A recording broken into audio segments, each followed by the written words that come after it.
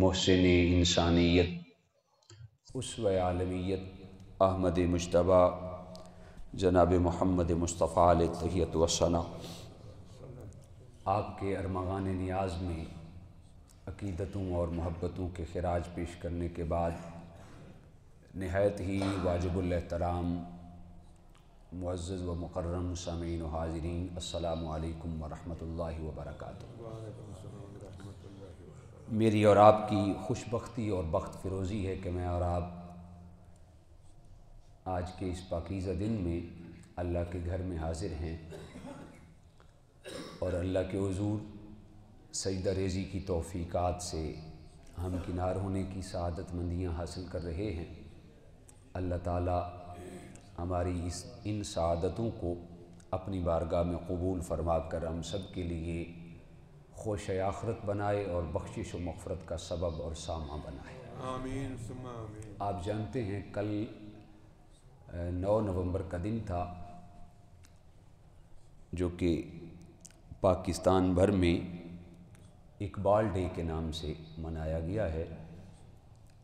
آج کے اس مختصر سی نشست سعید میں میں نے مناسب سمجھا کہ علامہ اقبال کے تفکر اور علامہ اقبال کے جو تخیل ہیں ان میں سے کچھ تخیلات اور کچھ تفکرات آپ کے سامنے رکھے جائیں۔ علامہ اقبال کا ایک غزل ہے، ایک نظم ہے جس کے اندر وہ فرماتے ہیں زوال بندہ مومن کا بے زری سے نہیں ہے۔ اس حوالے سے میں کچھ معروضات آپ کے سامنے رکھوں گا کہ بندہ مومن کا جو زوال ہے وہ مادیت کی وجہ سے نہیں ہے، معیشت کی وجہ سے نہیں ہے، اس کا سبب کچھ اور ہے، اس کے اسباب کچھ اور ہیں جن کی وجہ سے بندہ مومن اور امت مسلمہ آج زوال کا شکار ہے۔ آپ جانتے ہیں کہ کئی صدیوں سے امت مسلمہ زوال و انحطاط کا شکار ہے، اور عرب و عجم میں مسلمانوں کو ذبح کیا جا رہا ہے، چاہے وہ کابل ہو، چاہے قندھار ہو، یا اسی طرح دشت لیلہ ہو، یا موصل یا بغداد ہو، یا ہمارا کشمیر ہو، یا القدس، یروشلم، یا فلسطین یا غزہ کی پٹی ہو، مسلمان ذبح کیے جا رہے ہیں۔ جہاں پر بھی کچھ تو خون ہو رہا ہے وہ مسلمانوں کا ہو رہا ہے، حالانکہ عددی کثرت جو آج ہم رکھتے ہیں مسلمان، وہ اس سے کبھی پہلے ہمیں میسر نہیں آئی۔ اس دنیا کی آبادی جو میری معلومات میں ہے وہ 6.25 کروڑ کے لگ بھگ ہے، جس میں 6.25 ارب 6.25 ارب کے لگ بھگ ہے، لیکن جو عددی کثرت مسلمانوں کی ہے وہ 6 کروڑ اور 40 لاکھ سے بھی زائد کی مسلمانوں کی آبادی ہے۔ حضور کے نام لیواؤں کی کثرت یہاں پہ موجود ہے۔ اس کے باوجود ہم آج کی اس مادیت زدہ دور میں زوال کا شکار ہیں، حالانکہ 56 یا 57 اسلامی ممالک ہیں جو باقاعدہ طور پر اسلامی حکومت کہلاتے ہیں، اور وسائل کی بھی ہمارے پاس کوئی کمی نہیں ہے۔ خیر سے ہم ایٹمی ٹیکنالوجی بھی رکھتے ہیں، اسی طرح تیل کے بہت بڑے ذخائر ہمارے پاس موجود ہیں، لیکن اس کے باوجود مسلمان ذب و حالی کا شکار ہیں۔ ذلت اور رسوائی آج ہمارا سامنا کر رہی ہے، تو اس کی وجہ کیا ہے؟ علامہ اقبال نے فرمایا زوال بندہ مومن کا بے زری سے نہیں ہے۔ 56 یا 57 اسلامی ممالک کے جو حکمران ہیں وہ آج مغربی ممالک کے ایجنٹ کے طور پر ہمارے اوپر براجمان ہیں، اور امت مسلمہ ذب و حالی کا شکار ہے۔ آج کے جو جدید علوم سے مزین تجزیہ نگار ہیں وہ امت مسلمہ کی ذب و حالی کی وجہ کہتے ہیں کہ یہ مادی وسائل کی کمی ہے۔ جس انداز میں ہمارے پاس مادی وسائل ہونے چاہیے تھے وہ نہیں ہیں، جس انداز میں معیشت کا ادھیڑ بن ہمارے سامنے ہونا چاہیے تھا وہ نہیں ہے، جس انداز میں ہم ایجادات کی جانب ہمیں جانا چاہیے تھا ادھر نہیں گئے، جس کی وجہ سے ہم ذلت اور رسوائی کا سامنا کر رہے ہیں۔ لیکن علامہ اقبال فرماتے ہیں زوال بندہ مومن کا بے زری سے نہیں ہے، یعنی سادہ سے انداز میں فرماتے ہیں کہ مسلمانوں کی ذب و حالی کا شکار مادیت نہیں ہے، مسلمانوں کی ذب و حالی اور ذلت اور رسوائی کا شکار معیشت کا کم ہونا نہیں ہے، مسلمانوں کی ذب و حالی کا جو اسرار ہے، سد باب ہے، وہ وجہ ہے وہ ایٹمی ٹیکنالوجی نہیں ہے بلکہ اس کے کچھ اور اسباب ہیں۔ اگر مادیت کیوں؟ اس لیے کہ ہمارے اسلام کی بنیادیں مادیت کی وجہ سے مضبوط نہیں ہیں، ہمارے اسلام کی بنیادیں معیشت کی وجہ سے مضبوط نہیں ہیں، بلکہ اسلام کی بنیادیں تو روحانیت کی وجہ سے مضبوط ہیں۔ اس میں حضور جان عالم رسالت مآب صلی اللہ علیہ وسلم کے خون پسینہ شامل ہے۔ ہمارے سامنے اسلام کا وہ دور بھی ہے، اسلامی ہسٹری ہمارے سامنے ہے۔ ہم مادیت یا وسائل کی وجہ سے مضبوط نہیں تھے، تب بھی اسلام عزت پہ تھا، تب بھی اسلام معراج کی عظمت کو چھو رہا تھا، پھر اللہ نے تخت و تاج اسلام کو عطا کیا، پھر بھی اسلام عزت پہ تھا۔ لیکن آج تو سب کچھ ہے، وسائل بھی ہیں، مادیت بھی ہے، ایجادات بھی ہیں، اور 56 یا 57 اسلامی ممالک ہیں۔ اگر وہ تجزیہ نگار ان کی باتوں کو مانا جائے تو آج ہمارے پاس سب کچھ موجود ہے، پھر ہم ذلت و رسوائی کا شکار کیوں ہیں؟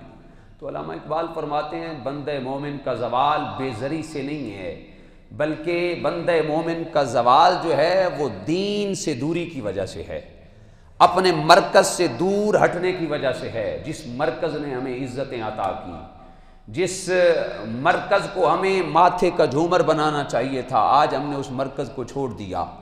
اسلام پاکستان تو حاصل بھی اس وجہ سے کیا گیا تھا، لا الہ الا اللہ محمد الرسول اللہ، یہاں پہ دستور رسالت جیسا ہوگا، یہاں پہ قوانین اسلامی ہوں گے، لیکن آج ہم نے اس کو چھوڑ دیا، ہماری نگاہیں کسی اور جانب گامزن ہیں، ذلت و رسوائی کا شکار ہیں۔ ہمارے سامنے اسلام کی تاریخ ہے، ہمارے پاس تو پہننے کے لیے کپڑے نہیں تھے، پیوند لگے ہوتے تھے، کھانے کے لیے ہمارے پاس لقمہ نہیں تھا، ہم نان شبینہ کو ترستے تھے۔ وہ وقت ہمارے سامنے ہے کہ صحابہ کرام رضوان علیہم اجمعین ایک کھجور کو چوس کر روزہ رکھتے، پھر اسی کھجور کو چوس کر روزہ افطار کرتے۔ اسلام اس وقت بھی عزت پہ تھا، اسلام اس وقت بھی سر بلند تھا۔ ہمارے سامنے ہے، ہم بدر میں کتنے تھے؟ 313 تھے، ہمارے پاس ٹوٹل 2 گھوڑے تھے، ہمارے پاس ٹوٹل 6 زرہیں اور 8 تلواریں تھیں اور 70 اونٹ تھے، اور ہم عددی اعتبار سے 313 تھے، اور بدلے میں لاؤ لشکر ایسا تھا 1000 کا لشکر، وہ بھی اسلحہ سے لیس، اور داد و عیش کے سارے ساز و سامان ان کے پاس تھے، اور حتیٰ کہ دل کو لبانے کے لیے، گانا بجانے کے لیے رنڈیاں بھی ان کے پاس موجود تھیں۔ ہمارے پاس کچھ ایسا ساز و سامان نہیں تھا۔ اسلام اس وقت بھی اپنی پاور منا رہا تھا، اور اللہ نے ایسی عزت اور عظمت عطا کی کہ دشمن کے مسلمانوں نے چھکے چھڑا دیے۔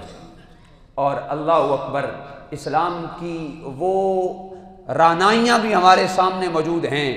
جب اسلام غزوہ احد ہوتا ہے، حضرت سیدنا امیر حمزہ رضی اللہ تعالیٰ عنہ وصال فرما گئے، تو حضور علیہ السلام کی پھپھی جان حضرت صفیہ 2 کپڑے کفن کے لیے لے کے آئیں، اور حضور رسالت مآب صلی اللہ علیہ وسلم نے فرمایا اس ایک کپڑے کا کفن میرے چچا حمزہ کو دے دیا جائے، اور ایک کپڑا کفن کے طور پر مصعب بن عمیر کو دے دیا جائے۔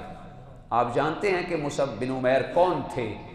مکہ کی سب سے امیر ترین خاتون کے بیٹے تھے، اور وہ خاتون اپنے بیٹے کو اتنا خوش پوش رکھتی اور اتنا عالی شان لباس پہناتی اور اتنا عالی شان عطر لگاتی کہ حضرت مصعب بن عمیر گلی سے گزر جاتے تو لوگ کہتے کہ لگتا یوں ہے کہ اس گلی سے مصعب بن عمیر گزر کے گئے ہیں۔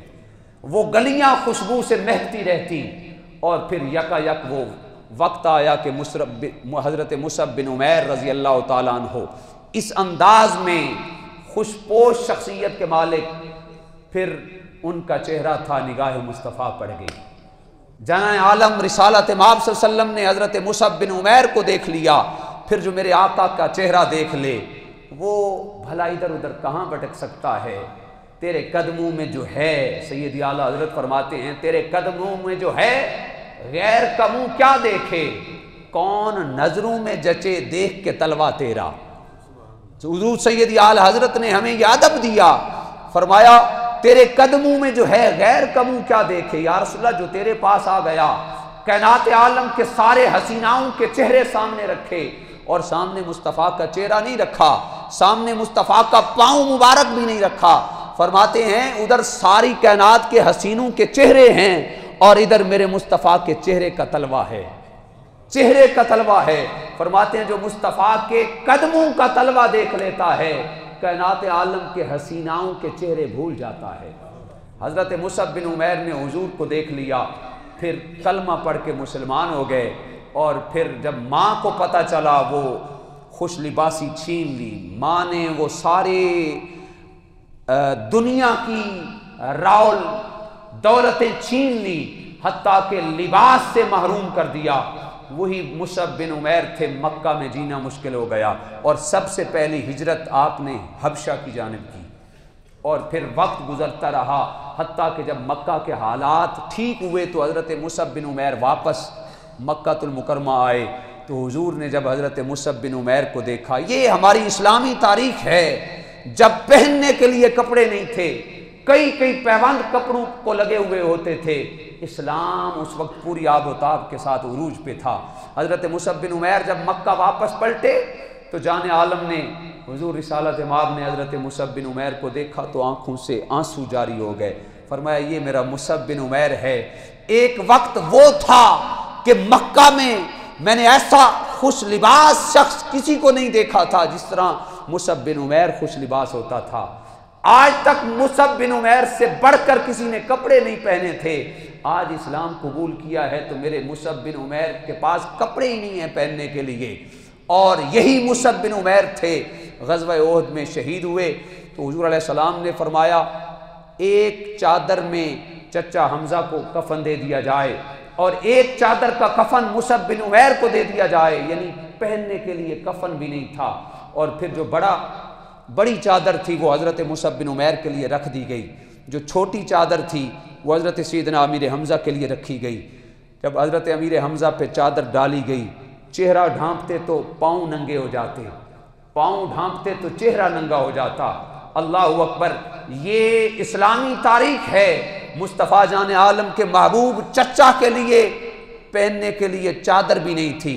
حضور علیہ السلام نے فرمایا میرے چچا کا چہرہ ڈھانپ لو، اور پاؤں پر اسخر نامی گھاس ڈال دیا گیا۔ اللہ اکبر، اسلام اس وقت بھی پوری آب و تاب کے ساتھ تھا۔ یہ اسلامی اللہ اکبر تاریخ ہے۔ اور پھر وہ وقت بھی اسلام کا آپ کے سامنے ہے کہ حضور رسالت مآب صلی اللہ علیہ وسلم ایک دن مسجد نبوی سے باہر آئے تو حضرت سیدنا عمر فاروق سامنے کھڑے ہیں، حضرت ابو بکر صدیق کھڑے ہیں۔ امام منذری نے الترغیب و ترہیب کے اندر لکھا، حضور نے پوچھا ہے ابو بکر عمر یہاں پہ کیوں کھڑے ہو؟ عرض کی بندہ نواز، بھوک نے گھر میں نہیں بیٹھنے دیا، ہم اس وجہ سے باہر نکل آئے۔ حضور علیہ السلام نے فرمایا اے میرے شیخین، اے ابو بکر و عمر، میرا بھی یہی حال ہے، مجھے بھی بھوک نے گھر میں نہیں بیٹھنے دیا، اس وجہ سے میں بھی باہر آ گیا ہوں۔ اللہ اکبر، پھر وہ تینوں چلتے چلتے حضور علیہ السلام کی معیت میں حضرت ابو ایوب انصاری کے گھر کے قریب سے گزرے انہوں نے خوشبو کو محسوس کیا، دوڑ کر باہر آئے، بندہ نواز آج میری میزبانی کو قبول نہیں کر لیتے؟ میں چاہتا ہوں کہ آج میرے گھر کے اندر آپ کھانا تناول کریں۔ حضور علیہ السلام نے فرمایا جیسے آپ کی مرضی۔ حضور تشریف لے کے گئے، جناب حضرت ابو ایوب انصاری نے بکری کا بچہ ذبح کیا، کھانا بننے میں تاخیر تھی، آئے حضور کے سامنے بیٹھے، دیکھا حضور کے چہرے کو نکاحت اور کمزوری کے آثار تھے، دیکھا نہ گیا، فوراً اٹھ کر باغ میں تشریف لے گئے، کھجوروں کا خوشہ توڑ کے سامنے رکھا، حضور کھانا بننے میں دیر ہے، اتنی دیر میں آپ کھجوریں تناول کریں۔ کھانا جب بن کے تیار ہو گیا، حضور علیہ السلام نے کھانے سے کپڑا اٹھایا، روٹی کا لقمہ توڑا اور اس پہ بوٹی اٹھا کر اپنے لب اقدس کے قریب کیا، تناول کرنے لگے، آنکھوں سے آنسو جاری ہو گئے۔ غلام کو بلا کے فرمایا میرے غلام، روٹی اٹھا کر اس کے اوپر چند بوٹیاں رکھی، فرمایا جاؤ جا کر یہ میرے گھر میں دے کے آؤ، میری بیٹی فاطمہ کئی دنوں سے فاقے میں ہے۔ یہ وقت اسلامی تاریخ نے دیکھا۔ آج دانشور کہتے ہیں بے زری کی وجہ سے ہم ذلت اور رسوائی کی بات، ذلت اور رسوا ہو رہے ہیں، نہیں۔ علامہ اقبال فرماتے ہیں بندہ مومن کا زوال بے زری سے نہیں ہے۔ اسلام نے یہ وقت دیکھا، کھانے کے لیے کچھ نہیں تھا، پہننے کے لیے کپڑے نہیں تھے، نان شبینہ کو لوگ ترستے، کئی دنوں تک فاقے پلتے تھے۔ آپ کے سامنے ہے جب حضور کا وصال ہوا تو حضور علیہ السلام کی زرہ مبارک ایک یہودی کے پاس گروی رکھی ہوئی تھی اور حضور نے اس سے قرض لے رکھا تھا اور اپنی زرہ مبارک اس کے ہاں گروی رکھی ہوئی تھی۔ یہ اسلام کا دور تھا۔ پھر اللہ نے اسلام کو بانک پن کا دور بھی دیا، تخت اور سلطنت کا دور بھی عطا کیا۔ حضرت عمر بن عبدالعزیز کا دور تھا، آپ کا ایک گورنر تھا عراق کا، اس گورنر نے خط لکھا حضور میں نے زکوٰۃ کے پیسے اکٹھے کر لیے، اب میرے پاس وہ بندے نہیں ہیں، میں مستحق لوگوں کو ڈھونڈنے کی کوشش کر رہا ہوں، مجھے ڈھونڈنے کے لیے بھی لوگ نہیں ملتے۔ اسلام پر ایسا دور بھی آیا۔ جناب عمر بن عبدالعزیز نے فرمایا کہ ان لوگوں کو زکوٰۃ دو، مستحقین کو تلاش کرو۔ انہوں نے عرض کی حضور مستحقین تلاش کرنے کے باوجود بھی نہیں مل رہے۔ جناب عمر بن عبدالعزیز نے فرمایا جو قرض مقروض لوگ ہیں ان کا قرض ادا کر دو۔ عرض کی حضور مقروضوں کا قرض بھی ادا کر دیا ہے، پھر بھی میرے پاس پیسے باقی ہیں۔ جناب عمر بن عبدالعزیز نے فرمایا یہ پیسے میرے پاس نہ لے کے آنا، عراق کے اندر ہی خرچ کرنا۔ اگر مقروضوں کا قرض ادا کر دیا ہے، اگر مستحقین کو پیسے دے دیے ہیں، پھر ایسے لوگوں کو تلاش کرو جنہوں نے شادی کرنی ہے اور زکوٰۃ کے پیسے ان کے مہر کے طور پہ ادا کرو۔ عرض کی حضور میں نے شادیاں بھی کروا لی، پھر بھی پیسے بچ گئے۔ جناب حضرت عمر بن عبدالعزیز رضی اللہ تعالیٰ عنہ نے فرمایا کہ پھر ایسے لوگ تلاش کرو جو ہمیں ٹیکس دیتے ہیں، جو ذمی لوگ ہیں، غیر مسلم ہیں، جنہوں نے اتنا ٹیکس دیا ہے، ٹیکس سے دگنا پیسے انہیں دے دو اور انہیں کہو کہ ان پیسوں کا کاروبار کرو، اور خبردار پریشان نہ ہونا، جب تمہارے پاس پیسے ہو جائیں تب ہمیں دے دینا۔ اسلام نے یہ بانک پن کا دور بھی دیکھا۔ اللہ اکبر، تخت کا دور بھی آیا، سلطنت کا دور بھی آیا اور کم خلقی کا دور بھی تھا، تب اسلام عزت پہ تھا، اسلام سر بلندی پہ تھا۔ آج ہم نے اس ریزن کو ڈھونڈنا ہے کہ ہمارے پاس تخت تو دولت بھی تھی، اسلام سر بلندی پہ تھا، غربت کا دور تھا تب بھی اسلام سر بلندی پہ تھا، پھر آخر اس کی وجہ کیا ہے؟ وجہ کیا ہے آج مسلمان اس قدر کثرت کے ساتھ ہونے کے باوجود ذلت اور رسوائی کا سامنا کر رہے ہیں؟ مصطفیٰ جان عالم کی امت کا لوگ تماشا دیکھ رہے ہیں۔ آج دنیا دار کتوں کو ہماری بیٹیوں اور بہنوں پر چھوڑا جا رہا ہے۔ برما کی حالت آپ کے سامنے ہے، فلسطین کے اندر اسرائیلی درندے دنرا کر مسلمانوں کو ذبح کر رہے ہیں۔ وجہ کیا ہے؟ کون سی ہم سے غلطی ہوئی جس کی وجہ سے مسلمان ذلت اور رسوائی کا سامنا کر رہے ہیں؟ اللہ اکبر۔ مختصر سی کہانی اسلام کی بانک پن کی، وہ بھی آپ اپنے سامنے رکھیں۔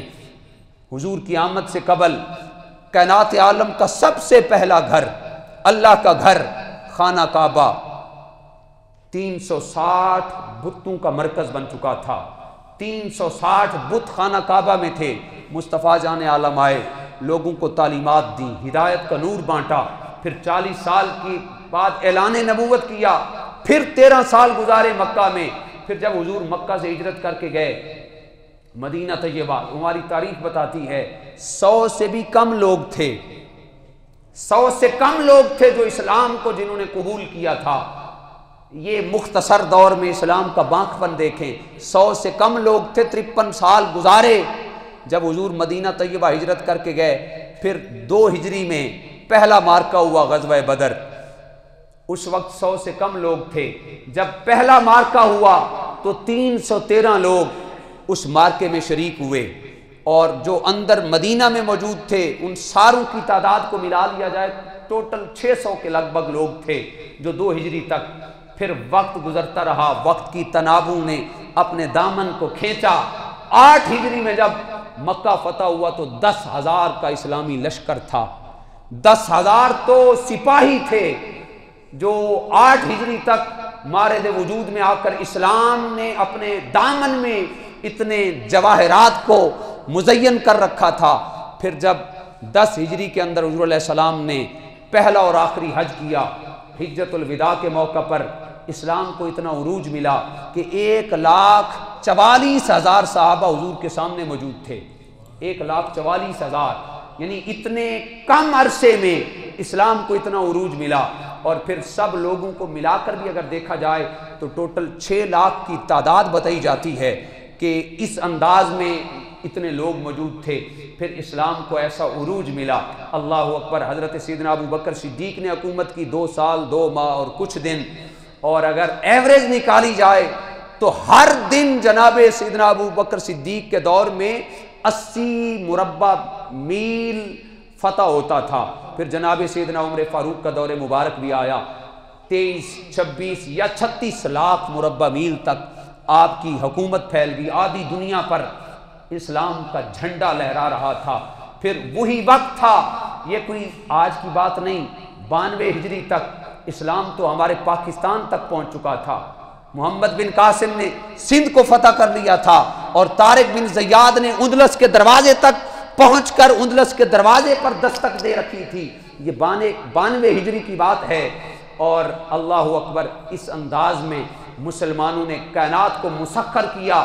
ڈاکٹر علامہ محمد اقبال رحمۃ اللہ تعالی علیہ تڑپ کر کہتے ہیں، اذانیں ہم نے دی کبھی یورپ کے کلیساؤں میں، کبھی افریقہ کے صحراؤں میں، دشت تو دشت ہیں دریا بھی نہ چھوڑے ہم نے، باہر ظلمات میں دوڑا دیے گھوڑے ہم نے۔ اسلام کو اتنا عروج ملا، اتنا عروج ملا کہ آدھی دنیا پر اسلام نے حکومت کی۔ پھر کیا وجہ ہے کہ آج مسلمان ذلت اور رسوائی کا سامنا کر رہے ہیں؟ اللہ اکبر۔ حضرت سیدنا عمر فاروق رضی اللہ تعالیٰ عنہ کا وہ واقعہ میں سمجھتا ہوں اس پوری گفتگو کا لب لباب اور نچوڑ ہے کہ اس اسلامی حکمرانوں کو، مسلمانوں کو آج ذلت کا کیوں سامنا کرنا پڑ رہا ہے۔ بے زری کی وجہ سے تو ذلت نہیں ہے، علامہ اقبال نے واضح کہہ دیا، معیشت کی وجہ سے مسلمان ذلیل نہیں ہیں، مادی وسائل کی وجہ سے مسلمان ذلیل نہیں ہیں۔ وہ وجہ کیا ہے جس کی وجہ سے مسلمان آج ذلت کا شکار ہیں؟ جب یروشلم فتح ہو رہا تھا، القدس کو فتح کیا جا رہا تھا، حضرت ابو عبیدہ بن جراح جنہیں امین امت کہا جاتا ہے، وہ کمانڈ کر رہے تھے، اطلاع بھجوائی کہ اے عمر فاروق آپ تشریف لے آئیں یروشلم میں، یروشلم کے عیسائی پادری اور پوپ اور رہنما آپ کے ہاتھوں میں چابیاں پیش کرنا چاہتے ہیں۔ تو حضرت عمر فاروق رضی اللہ تعالیٰ عنہ لشکر لے کر وہاں سے نکلے، کوئی قافلہ لے کر وہاں سے نکلے۔ اللہ اکبر، کوئی قافلہ نہیں تھا، ایک سواری تھی جس پہ حضرت سیدنا عمر فاروق سوار تھے، ایک غلام تھا، سواریاں بھی 2 نہیں تھی، ایک غلام اور ایک عمر فاروق، 2 شخصیات ہیں اور ایک سواری ہے۔ وہ ووٹوں سے منتخب شدہ حکمران نہیں تھے، ایک سواری تھی، باری لگا دی گئی کہ جب میری باری ختم ہوگی تو تم نے سواری پر بیٹھنا ہے، میں خلیفہ ہو کر، وقت کا حاکم اور حکمران ہو کر میں مہار کو پکڑوں گا۔ اللہ اکبر، وہ عمر فاروق جنہوں نے 36 لاکھ مربع میل پر حکومت کی، ان کی کہانی بھی سنیے۔ سارا دن آیان سلطنت بختاتے، نمٹاتے، تخت پہ بیٹھتے۔ ان کا تخت کوئی سونے اور زبرجد کا نہیں تھا، مسجد نبوی کی چٹائی ان کا تخت تھا۔ سارا دن اپنی رفقا اور رعایا کے مسائل سنتے، پھر جب رات ہوتی تو بھیس بدل کر مدینہ کی گلیوں کا چکر لگاتے۔ یہ میں آج کے دور کے حکمرانوں کی بات نہیں کر رہا، آج کے ایک وہ ہمارے حکمران تھے جو رات کو بھیس بدل کر رعایا کی خبر گیری کرتے۔ آج ہمارے ہاں کیا ہو رہا ہے؟ نام کے سید کہلواتے ہیں، آج فلسطینی ہمارے مائیں اور بہنیں بے یار و مددگار ہیں، لیکن پنجاب کا نگران وزیر اعلیٰ یہ بات کہنے میں کوئی جھجک محسوس نہیں کر رہا، وہ لاہورے کے نام پر کنجریوں کو پروموٹ کر رہا ہے اور ثقافت کو عروج اور پروان چڑھانے کے لیے باتیں کر رہا ہے۔ کیا یہ ذلت اور رسوائی نہیں ہے مسلمانوں کی؟ فلسطین کی ہماری مائیں اور بہنیں تو بے یار و مددگار ہمیں پکار رہی ہیں، وہ کہہ رہی ہیں کب آئے گا محمد بن قاسم، کب آئے گا سلطان محمود غزنوی، کب آئے گے مصطفیٰ جان عالم کے نام لیوائی۔ آج ہم لاہورے کے نام پر جناب والا کجریوں کو پروموٹ کر رہے ہیں اور فیسٹیول کے نام پر پتہ نہیں کیا سے کیا کر رہے ہیں۔ ایک طرف وہ عمر فاروق تھے، 36 لاکھ مربع میل پر حکومت کی۔ ہمارا پاکستان کا کل رقبہ کتنا ہے جی؟ میرا خیال ہے کوئی 7 لاکھ مربع میل ہے۔ کتنا ہے جی؟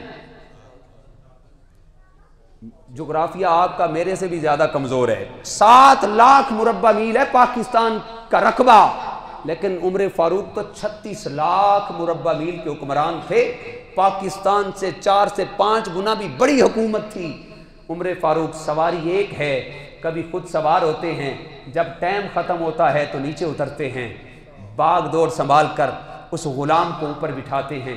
اللہ اکبر۔ اور پھر وہی عمر فاروق تھے، سارا دن کام کاج کرتے رعایا کے، سلطنت کے، رات کو بھیس بدل کر آپ مدینہ کی گلیوں کا چکر لگاتے۔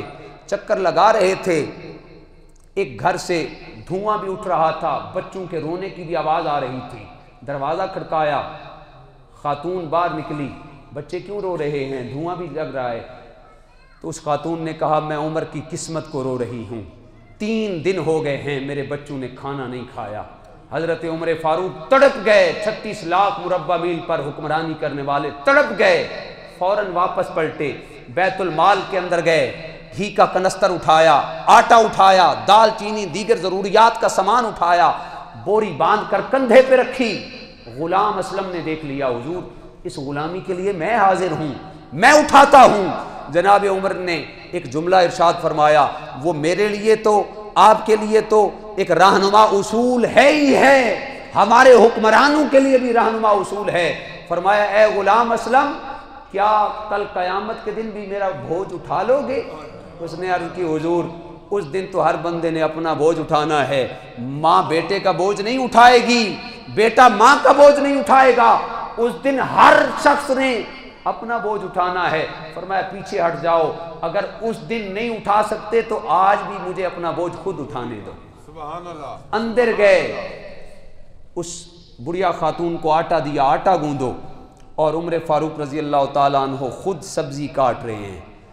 چولہا جلایا گیا، توے پہ کھانا بنایا گیا۔ زمانہ گواہ ہے، تاریخ بتاتی ہے، جب آگ بجھ جاتی تو وقت کے حکمران جن کی شان یہ ہے، میرے مصطفیٰ نے فرمایا ان الشیطان یفر من ذل عمر، شیطان میرے عمر کے سائے سے ڈر کر بھاگ جاتا ہے، جن کے بارے میں جان عالم نے فرمایا لو کان بعدی نبی لکان عمر، میرے بعد کوئی نبی ہوتا تو عمر ہوتا، جن کے بارے میں آقا کائنات نے فرمایا ان اللہ ینطق علی لسان عمر، میرے عمر کی زبان پر تو خدا بولتا ہے، حق بولتا ہے، زمانہ گواہ ہے۔ آگ بجھتی ہے تو عمر فاروق جھک کر پھونکے مار رہے ہیں، دھواں آپ کی داڑھی سے باہر نکل رہا ہے۔ جب کھانا بن کے تیار ہو گیا، کھانا بچوں نے کھایا، عمر فاروق رضی اللہ تعالیٰ عنہ نے دل ہی دل میں سوچا میری وجہ سے بچے 3 دن بھوکے رہے، روتے رہے، جب تک ان کو ہنساؤں گا نہیں اس گھر سے باہر نہیں جاؤں گا۔ آپ کی تاریخ کے بارے میں آتا ہے، آپ نے اپنے ہاتھ زمین پہ رکھے، घुटने ज़मीन पे रखे, जिस तरह वो बकरी नहीं चलती, बकरी के बच्चे अपने आप को चलते हैं जिस तरह, तो उस तरह चल रहे हैं, ताकि जो बच्चे रो रहे थे वो मुझे देखकर हंसना शुरू कर दें। जब बच्चों ने खाना खा लिया, चुप कर गए, हंसना भी शुरू हो गया, तो जनाब उमर कहने लगे, बुढ़िया उमर को माफ़ कर दे। क्या कहा? उमर को माफ़ कर दे। इस्तिस्ना नहीं है इस्लाम में, इस्तिस्ना आज हमारे मुल्क के हर शख्स को इस्तिस्ना हासिल है। कोई फलाने, कोई अदालत नहीं जा सकता, कुछ ये नहीं कर सकता, कुछ नहीं है। फरमाया उमर को माफ़ कर दे। तो उस खातून ने कहा, नहीं नहीं, मैं उमर को माफ़ नहीं कर सकती, कल कयामत का दिन होगा, उमर का गिरबान होगा और मेरे हाथ होंगे, मैं उमर की गिरबान को पकड़कर पूछूंगी कि उमर तेरे होते हुए मेरे बच्चे भूख से बिलकते रहे, मेरे बच्चे रोते रहे। तो हज़रत उमर रज़ी अल्लाह ताला अन्हु फरमाने लगे, ए बुढ़िया खातून, अब तो तुम्हारे बच्चे हंस रहे हैं, उमर को माफ़ कर दे। बुढ़िया खातून ने कहा, तुम उसकी क्यों इतनी हिमायत कर रहे हो? जनाब मौला उमर रज़ी अल्लाह ताला अन्हु सर झुका कर कहने लगे, इसी बदनसीब को उमर कहते हैं। अल्लाह अकबर, इसी अल्लाह अकबर, जिनके बारे में हुजूर ने, जिनको अल्लाह से मांग कर लिया, फरमाया इसी बदनसीब को उमर कहते हैं। और वही उमर थे जिनका ये फरमाने ज़ीशान है, कौले मुबारक है। फरमाया अगर बगदाद के शहर दजला के किनारे बकरी के बच्चे भी भूखे मर जाएं, भूख बर्दाश्त करें, कल क़यामत के दिन मुझसे पूछा जाएगा। अल्लाह अकबर, ऐसे हुक्मरान थे। और सवारी एक है, कभी गुलाम सवार है, कभी उमर सवार हैं। एक वक्त आया, मैं अपना नतीजा देने जा रहा हूँ कि इस्लामी निज़ाम है, उम्मत मुस्लिमा भी अददी कसरत से है, फिर हम जलील क्यों हैं, रुसवा क्यों हैं? हज़रत उमर फ़ारूक रज़ी अल्लाह ताला अन्हु जब करीब पहुँचे तो किस्मत से बारी ग़ुलाम की आ गई। ग़ुलाम ने ऊपर बैठना है, तो ग़ुलाम ने अर्ज़ की, हुज़ूर मैं अपनी बारी कुर्बान करता हूँ। एक इस्लामी हुकूमत मफतूहा इलाका में पहुँचने वाले हैं, इस्लाम की अज़मत है, इस्लाम की शान है, इस्लाम का वक़ार है, आप तशरीफ़ फरमा हूँ, मैं महार को पकड़ता हूँ। उमर फ़ारूक ने फरमाया, नीचे चलने से या ऊपर बैठने से कोई इज्जत नहीं है, इज्जत मिलती है तो अखलाक और वक़ार से मिलती है। और सामने एक नहर आ गई, नहर आई तो हज़रत अबू उबैदा बिन जराह भी करीब आ गए। सामने सारे यहूदी कले की चाबियां लेके खड़े हैं, किताबें लेके खड़े हैं, इंतज़ार में हैं कि कब अमीरुल मोमिनीन फ़ारूक आज़म आते हैं। हम देखेंगे जिनके लाओ लश्कर से, जिनके रोब और दबदबे से कायनात आलम का ज़र्रा ज़र्रा कांपता है। देखें तो सही वो शख्सियत कैसी है। दूर से देखा तो बरमला कहने लगे, यही उमर है जिनसे हम कांपते हैं, ये तो रंग का काला है, होंठ मोटे हैं, होंठ चपटे हैं, ये तो कोई हबशी गुलाम महसूस होता है। हज़रत अबू उबैदा बिन जराह कहने लगे, तुम्हारी आंखें धोखे में आ गई हैं, ये उमर नहीं है बल्कि ये इस्लाम का हुस्न है। उमर नीचे चल रहे हैं और सवारी पे गुलाम सवार है, ये तुम्हारी आंखें धोखा खा रही हैं। सामने एक नहर आ गई, हम रुसवा क्यों हैं? अल्लामा इकबाल के उस शेर पर, बंदे मोमिन का जवाल बेजरी से नहीं है। नहर आई तो जनाब उमर फ़ारूक के हाथों में ऊँट की नकेल थी, आपने मोज़े पहने हुए थे, मोज़े नीचे उतार करना आपने कंधों पे रख दिए। मोज़े उतार कर कहाँ पे रखे? कंधों पे रखे। हज़रत अबू उबैदा बिन जराह सामने आए और कहने लगे, हाज़ा मा तफ़ालो, ए उमर मुझे तुमसे ये उम्मीद नहीं थी। सामने देखें, सारे देख रहे हैं, क्या कहेंगे, ये अमीरुल मोमिनीन हैं, इन्हें पता ही नहीं, मोज़े तो जेब में डाले जाते हैं, ये कंधों पे रख रहे हैं। जनाब उमर फ़ारूक जलाल में आ गए, चेहरे पे तमतलाहट आ गई और जलाल में आकर कहने लगे, ए उबैदा बिन जर्राह, मैं तेरे मकाम को जानता हूँ, अगर आज कोई और होता तो मैं इतनी सजा देता। तुझे मुस्तफ़ा ने अमीन उम्मत कहा है, मैं तुझे कुछ नहीं कहता, आज कोई और होता तो मैं इतनी सजा देता कि उम्मत मुस्लिमा के लिए वो पैगाम इबरत बन जाता। मैं तुम्हें कुछ नहीं कह रहा। वहाँ पे हज़रत उमर फ़ारूक ने वो जुमले इरशाद फरमाए जो जुमले हिर्ज़ जाँ बनाने वाले हैं और उम्मत मुस्लिमा के ज़वाल का सबब वो जुमले हैं। हज़रत उमर फ़ारूक रज़ी अल्लाह ताला अन्हु फरमाने के, ला इलाहा इल्लल्लाह वल्लाहि अन अज़िल्ला कौमिन, अल्लाह की कसम ہم تو ذلیل قوم تھے، ہماری کوئی عزت نہیں تھی۔ مجھے وہ وادی تہامہ یاد ہے، میرے باپ نے مجھے کہا 5 اونٹوں کو لین میں کھڑا کرو، میں سامنے ایک اونٹ کو لین میں کھڑا کرتا تو دوسرا پیچھے ہٹ جاتا، تیسرے کو سیدھا کرتا تو چوتھا پیچھے ہٹ جاتا۔ میرے باپ نے مجھے وادی تہامہ میں ڈانٹا، مارا پیٹا کہ ایک عرب کے بیٹے ہو کر 5 اونٹ نہیں سنبھالے جاتے۔ بھلا ہو اسلام کا، اس وقت مجھ سے عمر سے 5 اونٹ نہیں سنبھالے جاتے تھے، آج جانور تو درکنار 36 لاکھ مربع میل پر انسان بھی قطار میں کھڑے نظر آتے ہیں، انسان بھی قطار میں نظر آتے ہیں۔ فرمایا آج میں تمہیں کچھ نہیں کہتا، کیوں امین امت ہو، اگر کوئی اور کہتا میں اسے سزا دیتا، پیغام عبرت بناتا۔ کہنے لگے ہم تو ذلیل قوم تھے، اسلام نے ہمیں عزت دی۔ اور فرمایا کائنات والو یہ پیغام ہے عمر فاروق کا، اس کو حرز جہاں بنا لو۔ فرمایا جو بندہ اسلام کے ساتھ منسلک ہے اسلام اسے عزت عطا کرتا ہے، جو اسلام کو چھوڑ کر کسی اور جانب سے عزت کے حصول کے لیے بھاگ دوڑ کرتا ہے، جد و جہد کرتا ہے، فرمایا کل قیامت کا دن بھی اس کے لیے ذلت کا ہوگا اور اس کے لیے دنیا بھی ذلت کی ہوگی۔ فرمایا اگر عزت ہے تو اسلام کی وجہ سے ہے، اگر عزت ہے تو دین اسلام کی وجہ سے ہے۔ فرمانے لگے کہ آج ہمارے سامنے یہ سارا کچھ موجود ہے، لا الہ الا اللہ پر ہم نے عمل کرنا تھا، لا الہ الا اللہ کو چھوڑا، اسلام کے دامن کو چھوڑا۔ بقول عمر فاروق جس نے اسلام کو چھوڑ کر عزت تلاش کرنا چاہی دنیا کے اندر ذلیل و رسوا ہو گیا۔ 56 یا 57 اسلامی ممالک ہیں لیکن ان کے تفکر کا قبلہ مغربی ممالک ہیں، وہ تو مغربی ممالک کے ایجنٹ بن کر اسلامی ممالک کی باغ دوڑ سنبھالے ہوئے ہیں۔ اگر انہیں پتہ ہوتا کہ عزت اسلام سے ملتی ہے تو پھر ہمارے فلسطینی بھائی ایسے کٹتے رہتے۔ اللہ اکبر، یہ کوئی پرانی کہانی نہیں ہے، آج ہمارے ہاں اسلامی عزت کا انحطاط ہے، بے زری کا کچھ معاملہ نہیں ہے، مادی وسائل بھی ہیں، اخلاقی وسائل بھی کم ہیں، معاشی وسائل بھی ہیں، ایٹم بم بھی ہے، لیکن کمی ہے تو یہ ہے کہ ہم نے اسلام کا دامن چھوڑ دیا ہے، ہم نے مرکز کو چھوڑ دیا ہے، جس مرکز نے ہمیں عزت کا معراج عطا کیا، تاج و تخت عطا کیا، مرکز کو ہم نے چھوڑا تو ذلیل و رسوا ہو گئے۔ پچھلے سال میرے ایک دوست ہیں بکھی پاور پلانٹ کے خطیب ہیں، انہوں نے مجھے واقعہ سنایا، میں دنگ رہ گیا۔ آج اپنے بیگانے بھی ہمیں تانے دیتے ہیں۔ بکھی پاور پلانٹ کے اندر وہ خطیب ہیں، میرے کلاس فیلو ہیں، مجھے کہنے لگے مجھے بڑا شوق تھا کہ میں ننکانہ صاحب جا کر گردوارہ دیکھوں۔ ایک دفعہ میں اپنے کچھ افیسران کے ساتھ ننکانہ گردوارہ پہنچا تو میں وہاں پہ پہنچا تو جوتی اٹھا کر میں سیڈ پہ رکھنے لگا تو ایک شخص آگے بڑھ کے مجھے کہنے لگا کہ حضرت صاحب جوتی یہیں چھوڑ دیں، یہ مسلمانوں کی مسجدیں نہیں ہیں، یہ مندر ہے، گردوارہ ہے۔ آج مسلمان ہم اس قدر اخلاقی پستی کا شکار ہو چکے ہیں، واٹر کولر بھی باہر لگاتے ہیں تو اس کو بھی زنجیر لگی ہوئی ہے، ہم تو گلاس نہیں چھوڑتے، اس کو بھی زنجیر لگی ہوئی ہے۔ ہم اخلاقی انحطاط کی وجہ سے ذلیل ہو رہے ہیں، علمی انحطاط کی وجہ سے ذلیل ہو رہے ہیں، اور جان عالم ہمارا مرکز ہیں، رسالت امام صلی اللہ علیہ وسلم ہمارا مرکز ہیں۔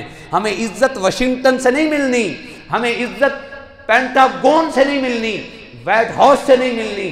اگر عزت اور تاج و تخت ہمیں ملا ہے تو جان عالم کے جوڑوں کے صدقے سے ملا ہے۔ آج بھی اگر چاہتا ہے کہ ہمیں تاج و تخت بھی ملے، عزت بھی ملے، تو اپنے آپ کو حضور کے ساتھ معلق کرنا پڑے گا۔ یہ صحابہ کے دور کی بات نہیں ہے، تبع تابعین کے دور کی بات بھی نہیں ہے، حضور سری سکتی کے دور کی بات بھی نہیں ہے، جنید بغدادی کے دور کی بات نہیں ہے، یہ ابھی کی بات ہے 1857 سے پہلے جب ہم انگریز کے غلام تھے۔ بادشاہی مسجد پہ ایک بھکاری بھیک مانگ رہا تھا،